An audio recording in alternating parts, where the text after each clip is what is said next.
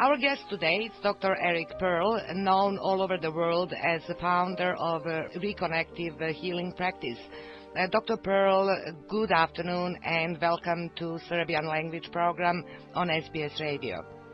Thank you for having me.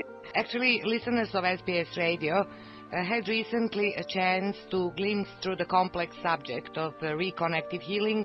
I've learned that you are planning to visit Australia very soon and subsequently decided to hear from you directly about these new extraordinary frequencies and light and information described by the practitioner and in your book. Tell us a bit about it. Well, reconnective healing appears to be a new level of healing, a new form of healing that's here on the planet for the very first time, according to a lot of the researchers. It apparently is so comprehensive, so broad and all-inclusive that once you begin to interact with these new healing frequencies, you automatically are interacting with all the energy healing frequencies we've ever known of up until now. It automatically includes the frequencies of Reiki and Jinshin and Qigong and Jorei and ABC, EFG, all the different names of these energy healing techniques, because it's more than energy. It includes energy and then expands beyond it into light and information.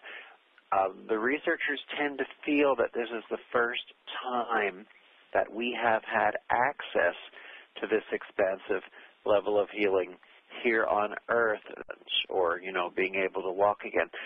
Healing may very well at this level include, shall we say, a restructuring of our DNA, making us or allowing us to become more multi-dimensional beings. There really seems to be a shift in time right now. People involved in quantum physics have discovered between time of us as if time is moving faster, but what time is doing is actually opening up and expanding. So what happens is, to understand this picture, we used to be told that we were three-dimensional beings, height, width, and depth. But Einstein had been telling us from the early part of the last century, and now, very many important people in science agree that we are four-dimensional. We are height, width, depth, and time. So if we look at our little four-dimensional playground out in the huge multi-dimensional universe, and our little playground walls are the four walls of height, width, depth, and time, and yet time is expanding. If one of our walls is expanding, then so is the size of our playground.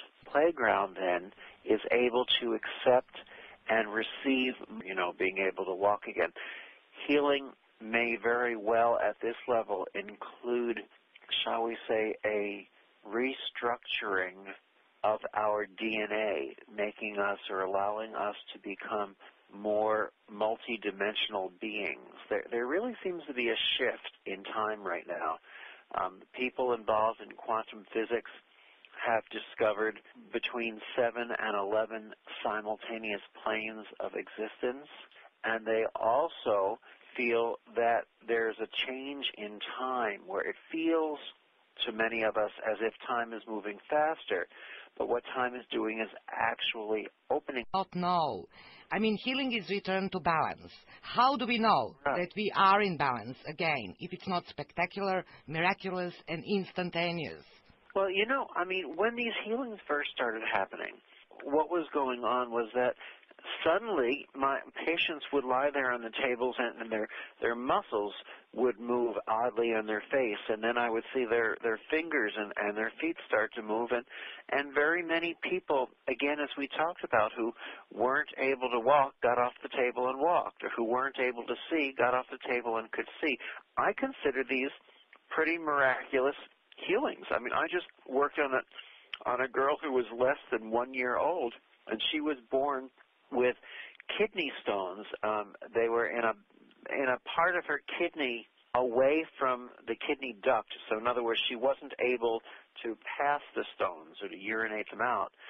So what would happen is they were in so deeply no one could operate on them. So she had to be checked every month by the doctors to see how the stones were growing and evolving.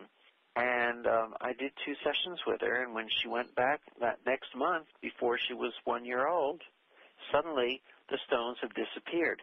These are dramatic healings, don't you think? I do, but you did mention that not everyone has the benefit of, receiving the healing. Now, what's the basis of rejection, actually? Why some people have such a strong mental blockages that healing cannot take place? Maybe they are not chosen at that particular moment. What would you say? Well, I don't know. Let's talk about this on 2 levels.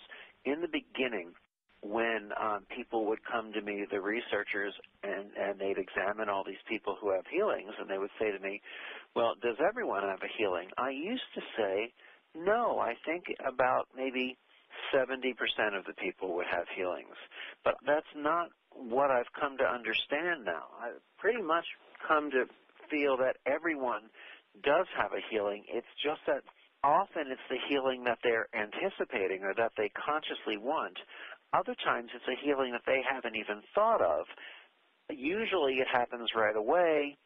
Sometimes it might happen an hour or a couple of days or even a week or so later.